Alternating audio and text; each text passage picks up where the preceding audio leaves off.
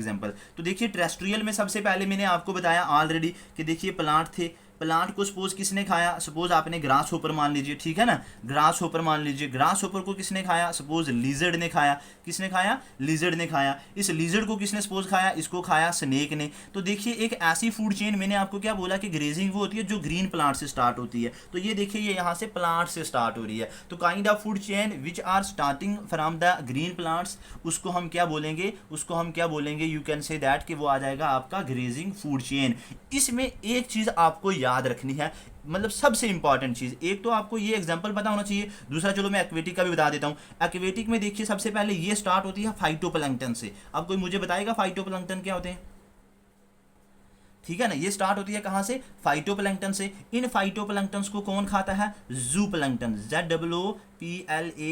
ZOOPLANKTON, जूप्लैंक्टन। इन जूप्लैंक्टन को कौन खाता है, फिश। कौन खाता है आपका, फिश। इन फिशेस को कौन खाता है, इन फिशेस को खाते हैं सपोज आपके पेलिकन्स, ठीक है ना, PELICAN, पेलिकन। तो this is the kind of you can say that food chain in an aquatic ecosystem जो फाइटोप्लैंक्टन से स्टार्ट हो रही है। अब देखिए जो प्लैंक्टन होते हैं, प्लैंक्टन की दो टाइप्स हैं, फाइटोप्लैंक्टन एंड जूप्लैंक्टन। फाइटोप्लैंक्टन एक ऐसे यू कैन से दैट कि एक group of organisms which float in the surface water. मतलब आपने देखा ओशन का हो, रिवर का हो, लेक्स का हो, पॉन्ड का हो, तो जो ऑर्गेनिज्म उस पानी के सरफेस पे क्या करेंगे कि फ्लोट करेंगे, उन्हें हम बोलते हैं प्लैंक्टन्स। उन्हें हम क्या बोलेंगे, planktons. And there are two types of plankton, phytoplankton जिसमें आपके हो गए सपोज एल्गी, ठीक है ना, जो एल्गी आपने देखी है ऑलरेडी, मैं उसके बारे में बहुत सारा बता भी चुका हूं। तो मतलब यू कैन से दैट कि it includes both microscopic algae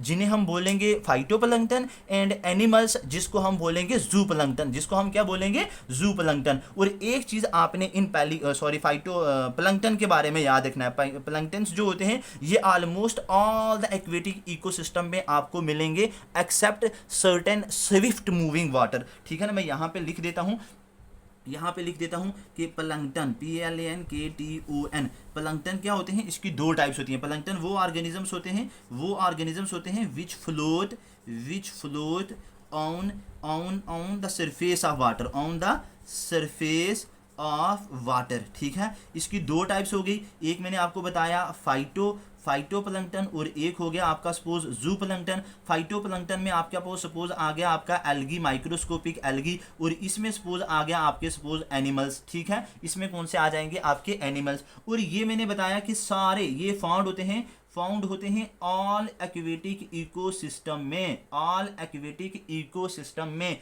accept कहां पे, अच्छा कि Swift moving water, Swift MOVING moving और वाटर। मतलब जहां पे स्विफ्ट मूविंग वाटर का मतलब कि जहां पे सपोज रिवर वाटर अगर सपोज ओशन में मिल रहा है तो इनफ्लक्स ऑफ वाटर हो रहा है, या जहां पे रिवर बहुत तेजी से फ्लो कर रहा है तो वहां पे ये आपको प्लैंक्टन्स देखने को नहीं मिलेंगे। Otherwise you will see these plankton either phytoplankton और the zooplankton in almost all the aquatic ecosystem. तो I have discussed only this type of food chain that is called as grazing food chain which is starting from the green plants, and then these plants are eaten by suppose grasshopper is eaten by the lizard and then snake. This is called as grazing food chain. I hope ये चीज आपको यहां तक clear हो गई। उसके बाद अब मैं आपके सामने इसमें एक चीज इंपॉर्टेंट पॉइंट और है, आई होप ये आपने लिख भी लिया होगा, जो मेजर कंड्यूट, ठीक है ना, major conduit of energy, you can say that, एक सेकेंड, ये जो आपका ग्रेजिंग फूड चेन है this is your major conduit है for energy flow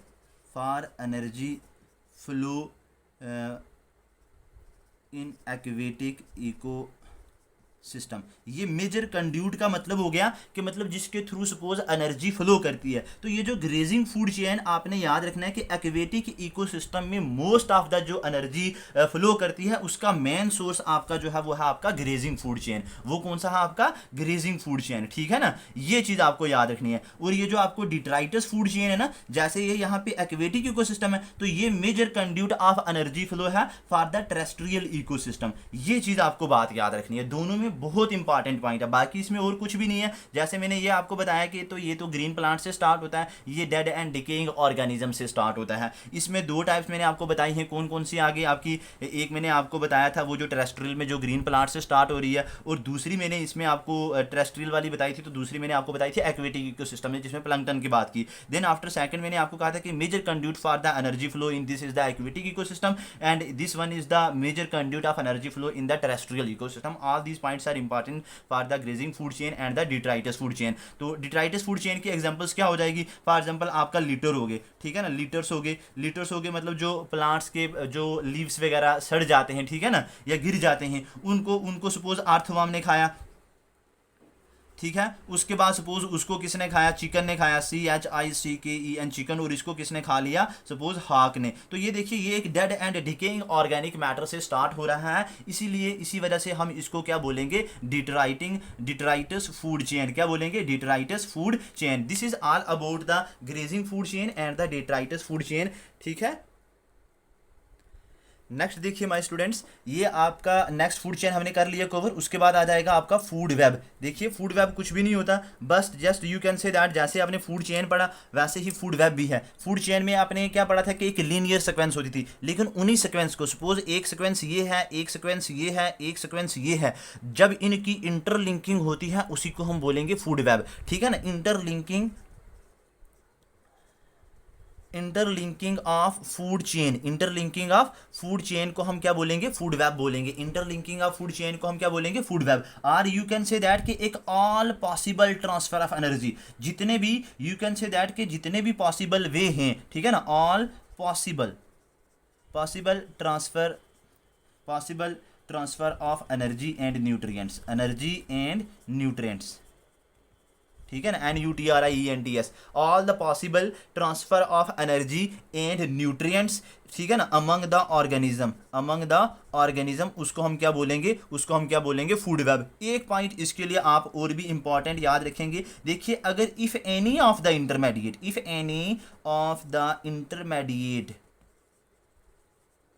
intermediate food chain is removed, ठीक है ना, क्या हो जाएगी, रिमूव्ड हो जी, तो तब then succeeding link of chains will be affected largely, ठीक है ना, विल बी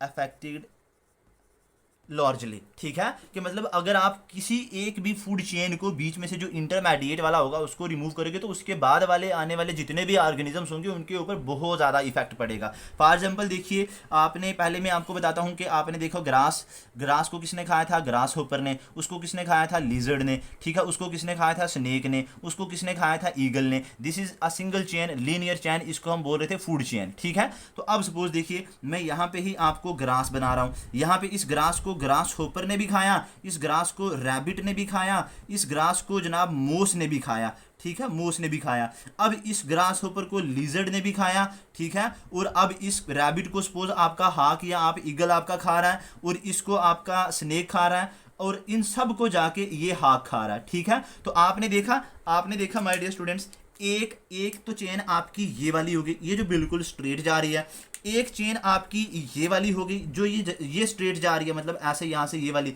और एक चेन आपकी ये वाली होगी। तो जब इनका इंटरलिंकिंग हुआ फॉर एग्जांपल इस ग्रास होपर को डायरेक्टली ये हाक भी खा सकता है, इस मोस को भी डायरेक्टली ये हाक खा सकता है, ठीक है ना, इसको भी ये डायरेक्टली खा सकता है, ठीक है ना। तो इसको हम क्या बोलेंगे, इसको हम बोलेंगे फूड वेब, इसको हम क्या बोलेंगे, फूड वेब। बिल्कुल सिंपल, मैंने आपको बता दिया, ग्रास को रैबिट ने खाया, रैबिट को हॉक ने खाया, ये एक फूड चेन हो गई। ग्रास को मोस ने खाया, मोस को स्नेक ने खाया, स्नेक को हाक ने खाया, ये भी एक फूड चेन हो गई। ग्रास को इसने खाया, फिर लिजर्ड ने खाया, फिर एक हाक ने खाया, ये भी फूड चेन हो गई। लेकिन इनका इंटरलिंकिंग, इन तीनों चेन्स का आपस में इंटरलिंकिंग जो हो गया उसको हम बोलेंगे फूड वेब। देखिए वेब का मतलब भी क्या होता है, एक जाल हो गया, ठीक है ना, एक नेट हो गया। तो this is all about the you can say that energy flow, जो मैंने आपको बताया। एक बार रिवाइज कर लेते हैं। एनर्जी फ्लो मैंने आपको कहा कि हमेशा यूनिडायरेक्शनल होता है। क्या होता है, यूनिडायरेक्शनल यूनिडायरेक्शनल होता है, कभी भी ये रिवर्स डायरेक्शन में फ्लो नहीं करता, ये हमेशा प्रोड्यूसर से टॉप कार्निवोरस की तरफ जाता है, कभी भी कार्निवोरस से प्रोड्यूसर्स की तरफ जो है एनर्जी फ्लो नहीं करती, हमेशा क्या होता है यूनिडायरेक्शनल।